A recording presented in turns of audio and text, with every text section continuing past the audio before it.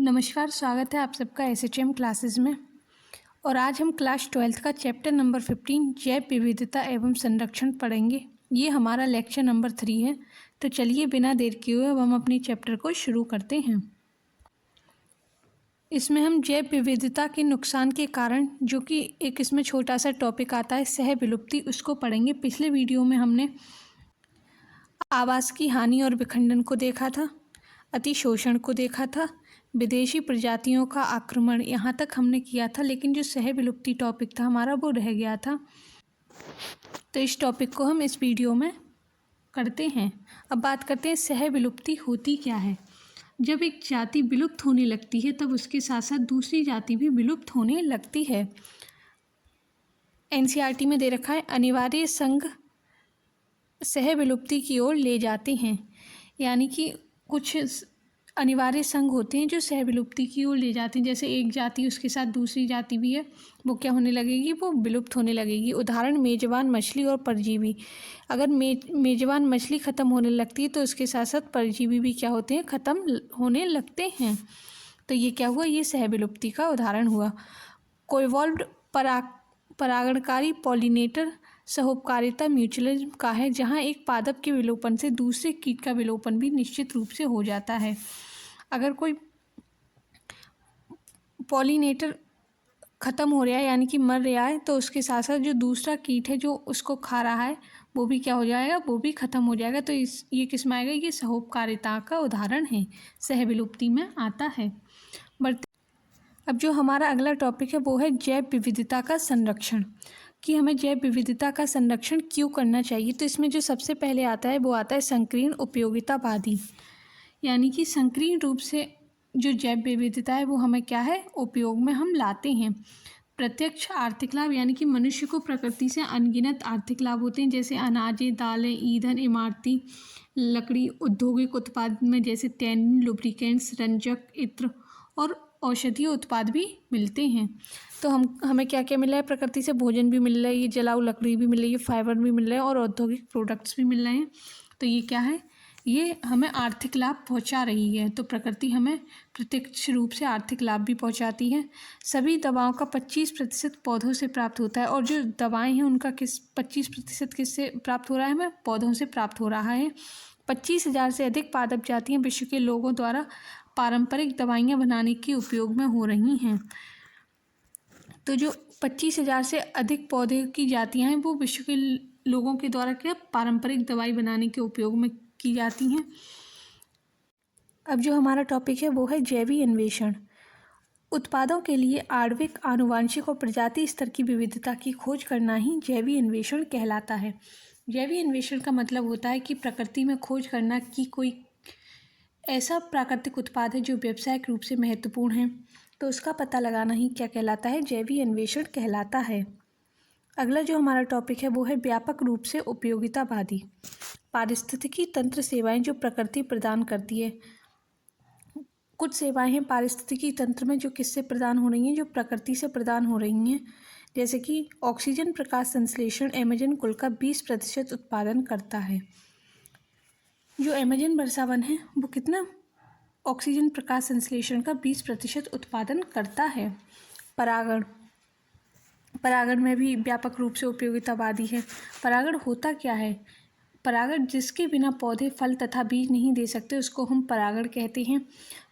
परागण किसके द्वारा होता है, मधुमक्खी और कुंज मक्षिका के द्वारा परागण होता है।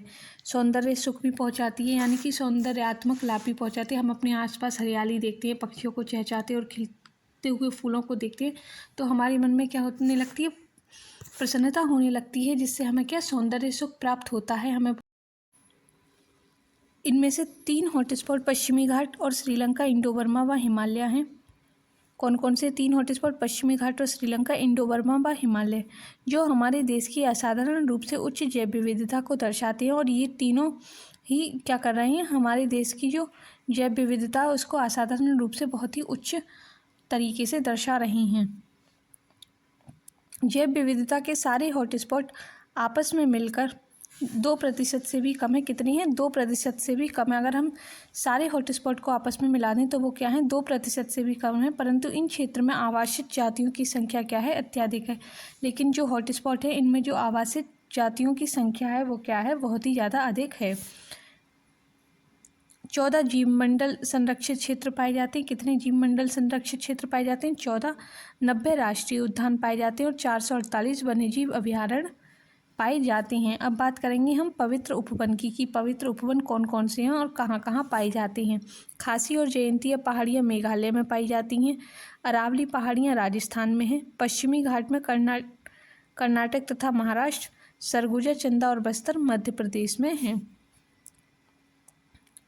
अब बढ़ेंगे हम राष्ट्रीय उद्यान की तरफ। दाचीगाम राष्ट्रीय उद्यान जम्मू और कश्मीर में है। इसमें हुंगुल पाए जाते हैं जिसको हम कस्तूरी मृग कहते हैं। पेरियार वन्यजीव अभयारण्य केरल में है जिसमें हाथी पाया जाता है। काजीरंगा राष्ट्रीय उद्यान असम में है जिसमें गेंडा पाया जाता है। सुंदरबन राष्ट्रीय उद्यान पश्चिम बंगाल में है जिसमें बंगाल टाइगर पाया जाता है। अब जो हमारा अगला टॉपिक है वो है बाह्य स्थानीय एक्सीटू संरक्षण। क्या है? बाह्य स्थानीय एक्सीटू संरक्षण। संकोटपन पादपों तथा जंतुओं को उनके प्राकृतिक आवास से अलग एक विशिष्ट स्थान पर उनकी अच्छी देखभाल की जाती है और सावधानी पूर्वक संरक्षित किया जाता है।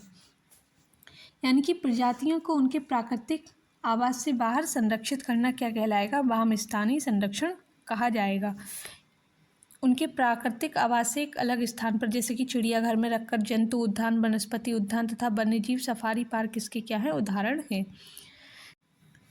संकटग्रस्त जातियों के युग्मकों को जीवित स्थिति में निम्नताप परीक्षण क्रायोप्रिजर्वेशन तकनीकी के द्वारा लंबे समय तक परीक्षित किया जाता है। जो संकटग्रस्त जातियाँ उनके युग्मकों को जीवित स्थिति में रखने के लिए हम उसे निम्नताप परीक्षण करते हैं। क्रायोप्रिजर्वेशन तकनीक के द्वारा लंबे समय तक क्या करते हैं? सुरक्षित रखते हैं। अंडों को पात्रे यानी कि इनविट्रो निषेचित किया जा सकता है और जो इनके अंडे हैं उनको क्या किसी में निषेचित कर देते हैं हम, किसके? इनविट्रो के द्वारा। और पादपों का उत्तकीय संवर्धन विधि द्वारा प्रवर्धन किया जा सकता है और जो पौधे होते हैं उनको किसके? उत्तकीय संवर्धन विधि द्वारा प्रोपागेशन हम कर देते हैं।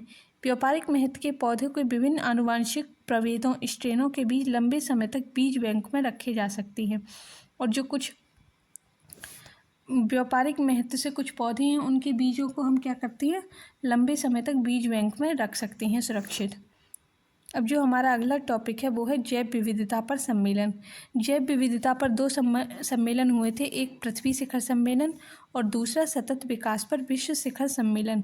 जो पृथ्वी शिखर सम्मेलन था वो 1992 में हुआ था और जो सतत विकास पर विश्व शिखर सम्मेलन था वो 2002 में हुआ था। पृथ्वी शिखर सम्मेलन की बात करते हैं अब हम। पृथ्वी शिखर सम्मेलन 1992 में हुआ था। रियो डी जेनेरियो जैव विविधता के संरक्षण और इसके लाभों के सतत उपयोग के लिए उचित उपाय करने के लिए।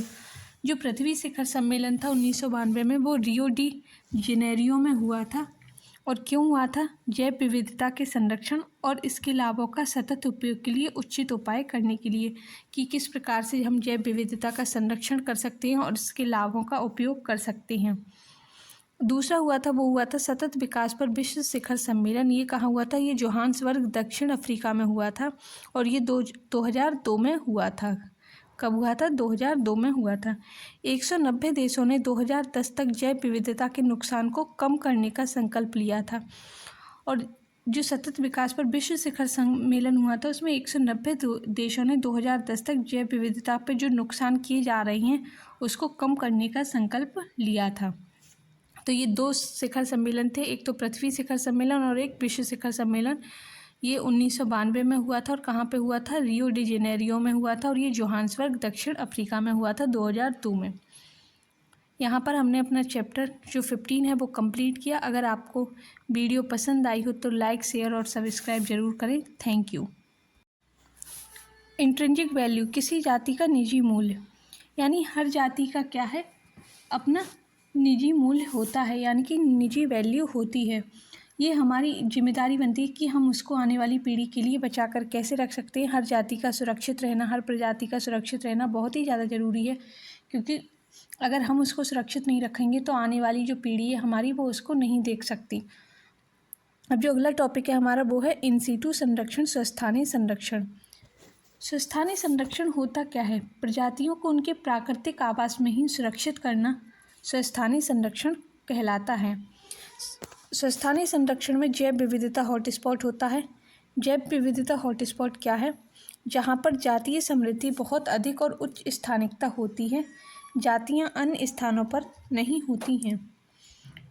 यानी कि जो जैव विविधता हॉटस्पॉट ऐसे क्षेत्र होते हैं जिनमें अत्यधिक जैव विविधता होती है, जिनमें कोई स्थानिक प्रजातियां और संकटग्रस्त प्रजातियां पाई जाती हैं। कई तो स्थानिक प्रजातियां पाई जाएंगी और संकटग्रस्त प्रजातियां भी उनमें पाई जाती हैं।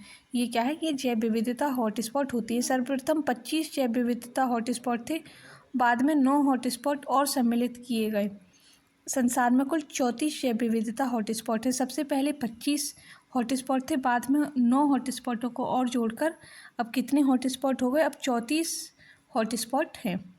ये हॉटस्पॉट त्वरित आवासीय क्षति का क्षेत्र भी हैं। क्या है? त्वरित आवासीय क्षति का क्षेत्र।